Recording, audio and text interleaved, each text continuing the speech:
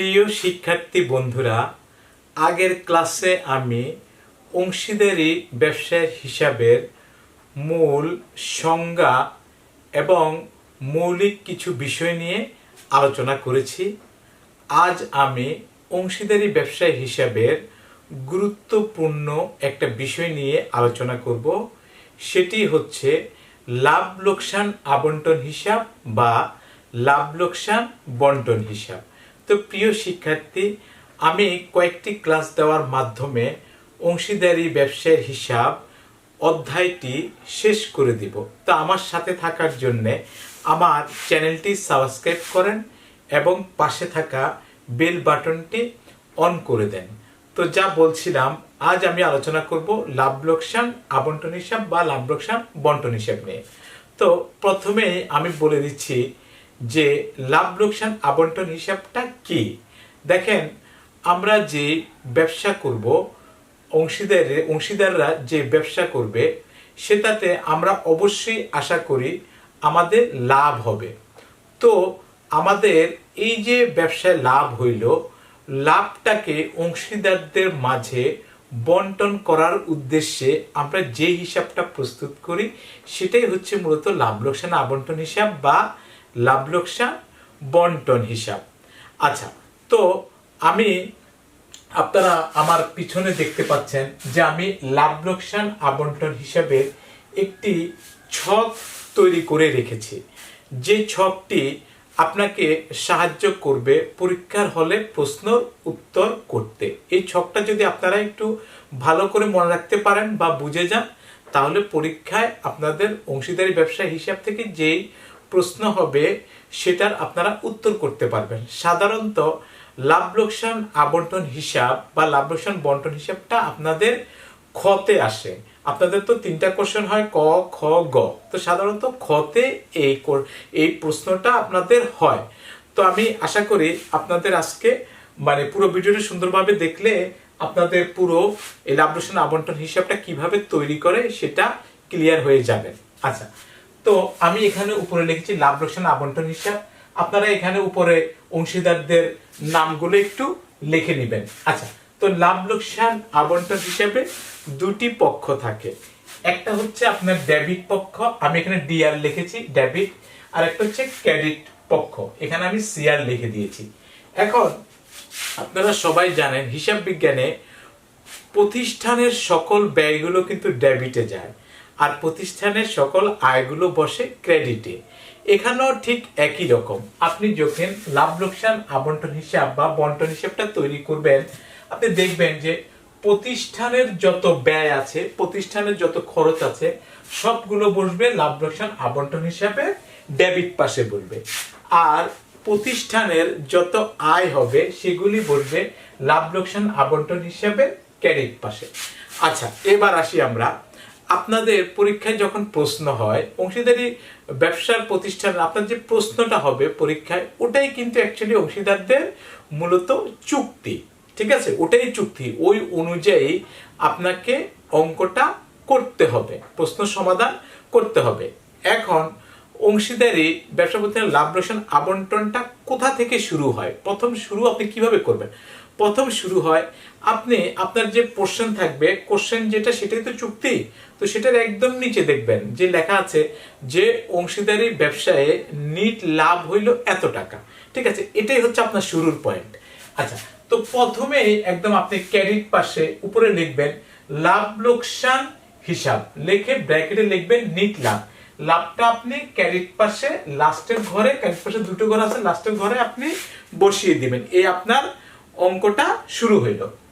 আচ্ছা, এরপরে আমি চলে যাই ডেবিট পাশে, লাভ লোকসান ডেবিট পাশে। ডেবিট পাশে বসবে প্রতিষ্ঠানের ব্যয়গুলো। আচ্ছা, এখানে আমি উপরে লিখেছি অংশীদারদের মূলধন হিসাব, নিচে লিখেছি ব্র্যাকেটে মূলধনের সুদ। আর আমি এখানে কাল্পনিকভাবে আমি দুজন অংশীদার ধরেছি, ক এবং খ। তো আমি মূলধনের সুদ লিখে ক, খ দুজন অংশীদার। দেখেন, অংশীদারি ব্যবসা প্রতিষ্ঠানের মূলধনটা কারা দেয়? অংশীদাররাই মূলধনটা দেয়। তো এই মূলধনের এগেনিস্টে, মূলধনের বিপরীতে অংশীদাররা প্রতিষ্ঠান থেকে সুদ পায়। এই সুদটা প্রতিষ্ঠানের জন্য ব্যয়, যে কারণে আমি এখানে এগুলিকে মূলধনের সুদটাকে আমি ডেবিট পাশে লিখেছি। এরপরে আপনারা সুদটা নির্ণয় করবেন কিভাবে? আপনার চুক্তির মধ্যেই লেখা থাকবে যে আমি এখানে ক খ কাল্পনিক দুজন অংশীদার ধরেছি, তো মনে করেন লেখা থাকলো যে ক ক প্রতিষ্ঠানে 1,00,000 টাকা মূলধন দিয়েছে জানুয়ারির 1 তারিখে, খ জানুয়ারির 1 তারিখে দিয়েছে মনে করেন 2,00,000 টাকা, এভাবে দেওয়া আছে। আপনি আবার দেখবেন যে চুক্তির মধ্যে অংশীদারদের মূলধনের সুদের একটা হার দেওয়া থাকবে। তো এই হার অনুযায়ী আপনি সুদগুলো বের করবেন। যেমন আমি এখানে ক লিখেছি, ক এর সুদ আমি এখানে কাল্পনিকভাবে ক্রস চিহ্ন চিহ্ন দিয়ে বুঝিয়েছি, আমি ক এর সুদ লিখলাম। এরপরে আবার খ এর যে টাকাটা দিয়েছে সেটার উপরে যে প্রশ্নে যে সুদের হারটা দেওয়া থাকবে সেটার উপরে আমি সুদটা বের করে খয়েরটা লিখবো, এরপর আমি যোগ করে আপনার দ্বিতীয় কলামে আমরা লিখে দিব। আচ্ছা, আরেকটা বিষয় আপনাদেরকে বলি, সেটা হচ্ছে এটা প্রারম্ভিক মূলধনের কথা আমি বললাম, এটার উপরে সুদ হবে। আবার দেখা যায় কিছু অংশীদার আছে যারা অতিরিক্ত মূলধন নিয়ে আসে, তো অতিরিক্ত মূলধনটা যখন নিয়ে আসবে তখন এই অতিরিক্ত মূলধনের উপরও সুদ আসলো। মনে করেন যে কত প্রারম্ভিক মূলধন নিয়ে এসেছিল, আপনার কোশ্চেনে লেখা আছে জানুয়ারির 1 তারিখে 1,00,000 টাকা। এরপর আবার মনে করেন বছরের মাঝামাঝি মনে করেন জুন জুলাইয়ের দিকে সে অতিরিক্ত মূলধনটা দিল, তাহলে এই অতিরিক্ত মূলধনের উপরও আপনাকে সুদের হার অনুযায়ী সুদটা ধরতে হবে। ঠিক আছে? আচ্ছা, সাধারণত কি হয়, অতিরিক্ত মূলধনের সুদটা কিন্তু পুরো বছরের হয় না, যেহেতু এটা বছরের মাঝামাঝি সময়।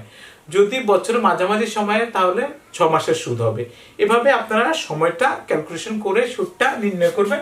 নির্ণয় করে এখানে এই আপনার এই যে আগে যদি আপনারা যে প্রথম যে বছরের শুরুতে প্রারম্ভিক মূলধন দিয়েছে সেটাও যোগ করেন, অতিরিক্ত মূলধনটা সুদটাও যোগ করে আপনারা লিখে দিবেন। ওকে, আচ্ছা, এরপরে দেখেন, এরপরে আমি লিখেছি এখানে অংশীদারদের মূলধন হিসাব লিখে নিচে লিখেছি আমি বেতন।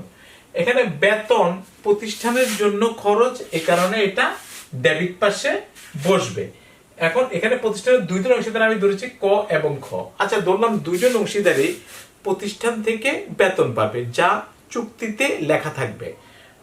এমন ভাবে লেখা থাকে যে ক সার্বক্ষণিক দায়িত্ব পালনের জন্য 14,000 টাকা বেতন পাবে, খ দায়িত্ব পালনের জন্য 20,000 টাকা বেতন পাবে, লেখা থাকবে। তো যাই হোক, আপনারা বেতন লিখবেন, তারপরে ক খ লিখে অ্যামাউন্ট গুলো লিখে এখানে এই দ্বিতীয় ঘরে যোগ করে লিখে দিবেন। এরপরে দেখেন, এরপর আমি লিখেছি অংশীদারদের মূলধন হিসাব লিখে ব্র্যাকেটে লিখেছি কমিশন। ক খ দুজন লিখেছি, দুজন অংশীদার আছে। তো এই যে কমিশনটা প্রতিষ্ঠানের জন্য ব্যয়, এই কারণে আমি ডেবিট পাশে লিখেছি।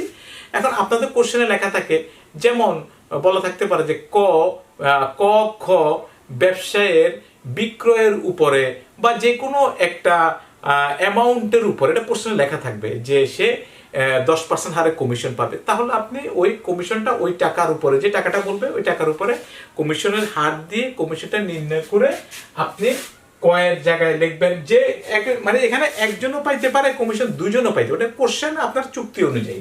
তো আপনি এখানে দুজনের কমিশন লিখে, আপনার যদি দুজন থাকে তাহলে আপনি লিখে যোগ করে ফাইনাল করে লিখে দিবেন।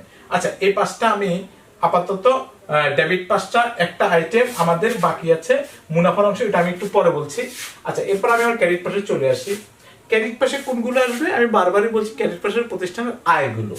আচ্ছা দেখেন, আমি উপরে লিখেছি অংশীদারদের মূলধন হিসাব, এরপরে লিখেছি ব্র্যাকেটে উত্তোলনের সুদ ক এবং খ। আচ্ছা, উত্তোলনের সুদ প্রতিষ্ঠানের জন্য মনে রাখবেন সব সময় আয়, এই কারণে এটা ক্রেডিট হয়েছে। কারণ কি, অংশীদাররা প্রতিষ্ঠান থেকে টাকা উত্তোলন করেছে, নগদ টাকা উত্তোলন করেছে।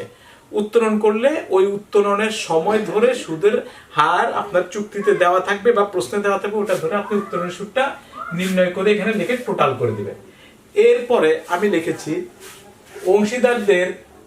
অংশীদারদের মূলধন হিসাব লিখে নিচে লিখেছি পণ্য উত্তোলন। দেখেন, আপনার প্রতিষ্ঠান থেকে কোনো অংশীদার যদি পণ্য উত্তোলন করে তাহলে সেটাও ওই অংশীদারের নামে আপনার ক্রেডিট পাশে আসবে, আপনি লিখে টোটাল করে দিবেন। আচ্ছা, এরপরে আমি একটা জিনিস আপনাদেরকে দেখাচ্ছি, আমি একটু ডেবিট পাশে চলে আসতেছি আবার। এখানে দেখেন, আমি লিখেছি অংশীদারদের মূলধন হিসাব, নিচে লিখেছি মুনাফার অংশ। আপনি একটা কাজ করবেন, আপনারা কিভাবে আপনি মুনাফা বা ক্ষতিটা কিভাবে নির্ণয় করবেন। প্রথমে আমি বলছি মুনাফাটা কিভাবে নির্ণয় করবেন। দেখেন, আপনার এটা হচ্ছে আয়ের পাশ, প্রতিষ্ঠানের আয়ের পাশ, আপনি আয়ের পাশটা টোটাল যোগ করবেন, ঠিক আছে। এরপরে আপনার যে ব্যয়গুলো আছে, এই যে এখানে আছে মূলধনের সুদ, বেতন, কমিশন, এই প্রত্যেকটা আইটেম আপনি ব্যয়গুলো আপনি বাদ দিবেন। বাদ দিলে যে ডিফারেন্সটুকু বেরোবে সেটাই হচ্ছে আপনার মুনাফা। এটাই আমি এখানে দেখেছি অংশীদারদের মূলধনের পর মুনাফার অংশ। ওই যে মুনাফার অংশটা থাকবে, ওটাকে আপনি অংশীদার তো এখানে দুজন ধরেছে ক খ, ওদের মাঝে আপনি বর্ণন করে দিবেন। আচ্ছা দেখেন, অংশীদারদের মুনাফার অংশটা আপনার মনে করেন লেখা থাকবে যে 1:2, 1:3, এভাবে আপনাদের লেখা থাকে। তো আপনারা এটাকে ভাঙিয়ে নেবেন। যদি কোনো অনুপাত বা কোনো প্রশ্নে কিছু বলা না থাকে তাহলে আপনারা সমহারে মুনাফাটা বন্টন করে দিবেন। যেমন আপনার মুনাফার অংশ বেরোলো মনে করেন 10,000 টাকা, তাহলে আপনি একজনকে ককে 5,000, খকে 5,000 লিখে আপনি বন্টন করে আপনি এখানে লিখে যোগ করে দিবেন, তাহলে আপনার ডেবিট পাশের কাজ শেষ। আচ্ছা, এরপর আমি আসি, আপনার প্রতিষ্ঠানে যদি ক্ষতি হয়, ক্ষতি কখন হয়? মনে করেন যখন দেখা যাবে যে আপনার ডেবিট পাসটা বড় আর ক্রেডিট পাসটা ছোট। ডেবিট পাসটা বড় মানে আপনার ব্যয়টা বেশি, আর ক্রেডিট পাসটা ছোট মানে আপনার আয়টা কম, যে কারণে আপনার প্রতিষ্ঠানে ক্ষতি হয়েছে। আচ্ছা, তাহলে আপনি কি করবেন? অংশীদারদের মূলধন হিসেব লিখে আপনি ক্ষতির অংশ লিখে ঠিক একই হারে ক্ষতির অংশটা আপনি বন্টন করে দিবেন। আপনার একটা কথা মনে রাখবেন, যদি প্রতিষ্ঠানের মুনাফা হয়, যদি প্রতিষ্ঠানের লাভ হয়, তাহলে সেটা বন্টন হবে ডেবিট পাশে। আর যদি প্রতিষ্ঠানের ক্ষতি হয় তাহলে সেটা বন্টন হবে ক্রেডিট পাশে। ঠিক আছে? তাহলে আয় থেকে ব্যয় বাদ দিয়ে এভাবে আপনারা এই প্রতিষ্ঠানের লাভ অথবা ক্ষতিটা আপনারা নির্ণয় করে ফেলবেন। তো প্রিয় শিক্ষার্থী, এই ছকটা আশা করি আপনারা মনে রাখতে পারবেন। আর তো আগামী ক্লাসে আমি মূলধন হিসাবের ছক নিয়ে বা মূলধন হিসাবটা কি সেটা নিয়ে আলোচনা করব। তো ওই পর্যন্ত ভালো থাকবেন সবাই। আল্লাহ হাফেজ।